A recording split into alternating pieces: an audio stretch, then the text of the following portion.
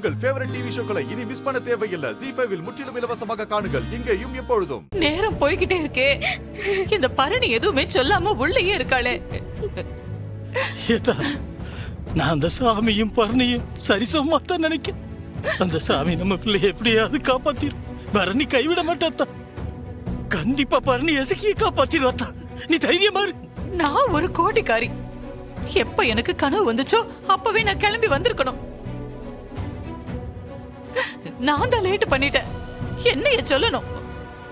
ஐயோ, எல்லாமே என்னாலதான். பாக்கியா, என்னாச்சு? எசக்கி, என்னாச்சு? என்னாச்சு? என்னாச்சு? என்னாச்சு மருமகளுக்கு? போச்சா? எல்லாமே போச்சா? ஏடி பாக்கியா, பாத்தியாடி? கடைசியில நீ கண்ட சொப்பன பழிச்சடிச்ச. வயிற்று அடிபட்டுச்சாவே. ஒத்த ஓட்டி சொன்னாட்டியே. எப்படி இருக்கா மருமக? இருக்காளா போயிட்டாளா?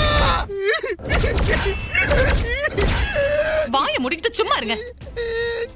உள்ள என் மக எசக்கிய காப்பாத்த போராடிக்கிட்டு இருக்கா. ஏன்டி உனக்கு ஏதாச்சும் இருக்காடி? உனக்கு ஏன்டி இது விபத்தடி? இம்புட்டு பெரிய விபத்து நடந்திருக்கு. ஒரு வார்த்தை எனக்கு உடனே போன் பண்ணி சொல்லணும்னு தோணுச்சா உனக்கு? எனக்கு உடனே போன் பண்ணி சொல்லி இருக்கணும்ல. ஐயா விஷயத்தை கேள்விப்பட்டதும் அப்படியே துடிச்சு போயிட்டாரதா. வீட்டுல ஒரே அழுக.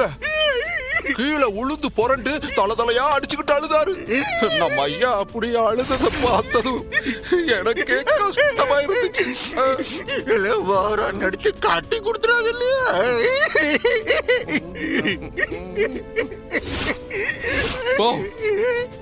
எசக்கி இருக்கிற நிலைமை என்ன?